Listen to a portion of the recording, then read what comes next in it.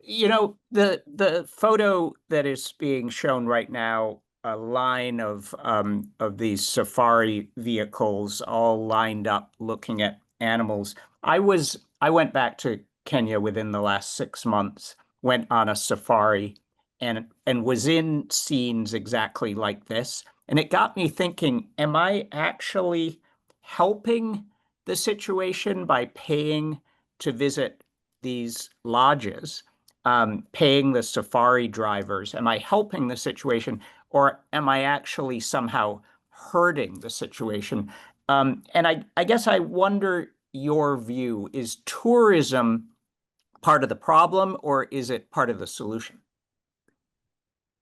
It's a difficult question because, obviously, when you look at a picture like this, you see that, there's no law and order and everybody is doing pretty much what they want.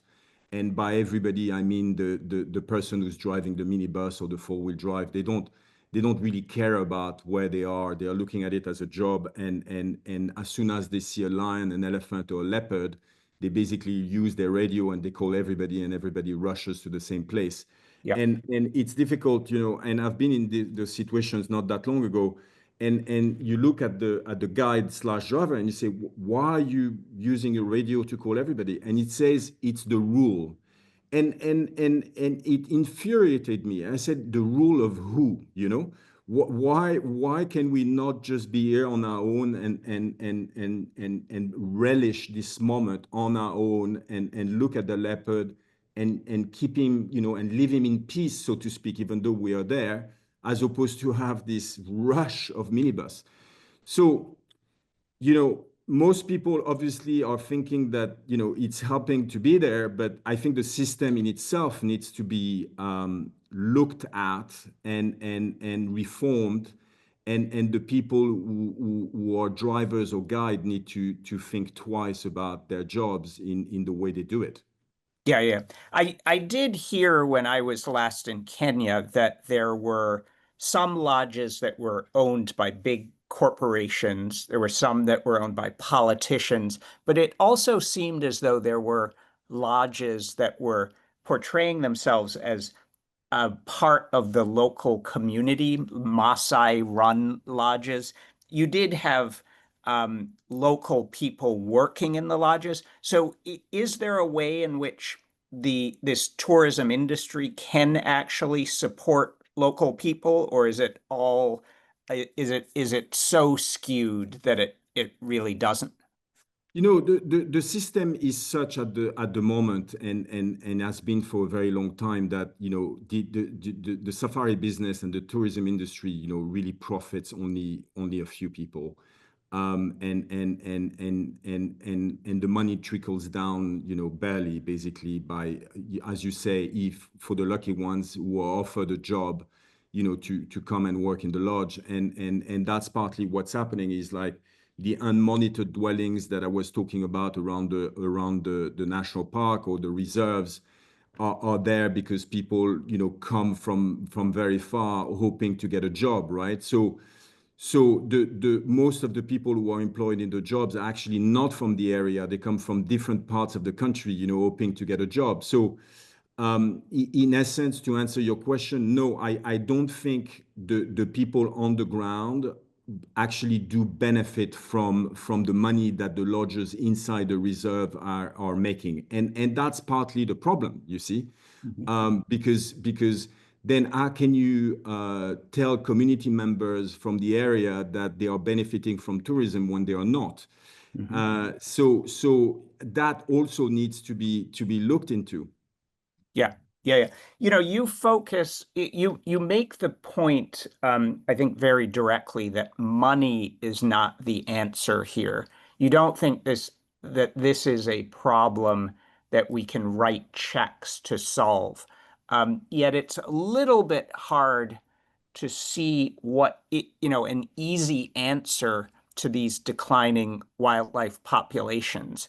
Do you have a do you think do you remain optimistic, or do you think you have the answers, or are you just telling us that the current system is malfunctioning, and wildlife is in danger.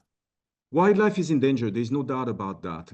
However, there are little solutions, local solutions that have been put in place by people who have idealistic ideas that Africa should remain with wildlife, and those solutions are working. But the problem is, so, for one area, you would have a solution. For another area, you would have another solutions because different areas, basically are dealing with different, set of problems.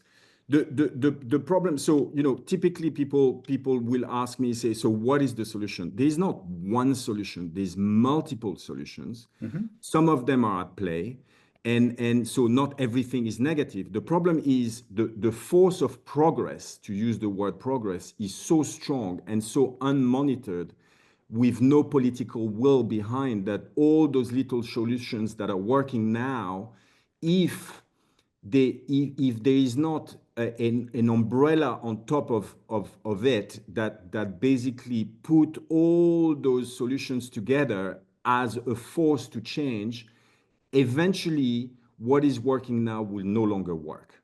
Mhm.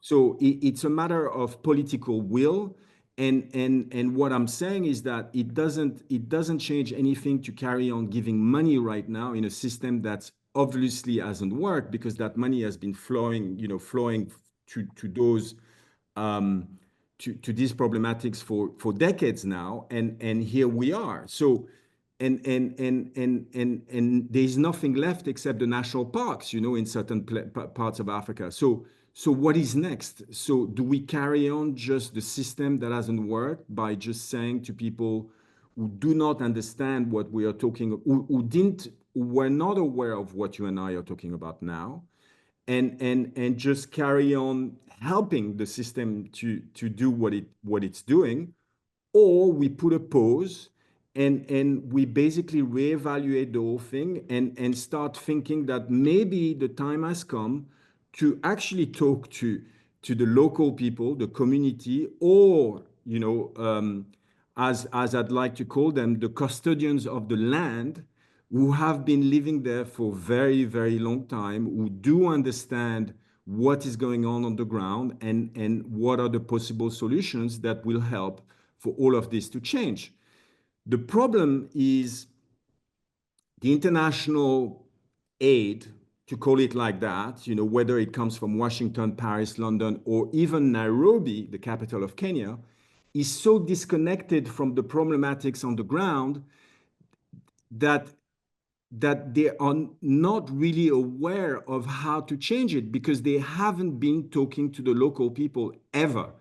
Those people have always been, casted, maybe there's a better word than that, but they've always been kept out of the conversation. And I think the conversation needs to be started now. And I'll give a real example of what's happening today in Tanzania. The Tanzanian government is forcefully removing Maasais from the Serengeti ecosystem.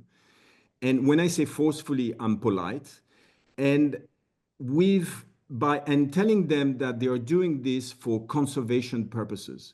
I mean, it's quite incredible to hear this when you know that the Serengeti ecosystem still exists and is still an incredible place today, partly because of the Maasai.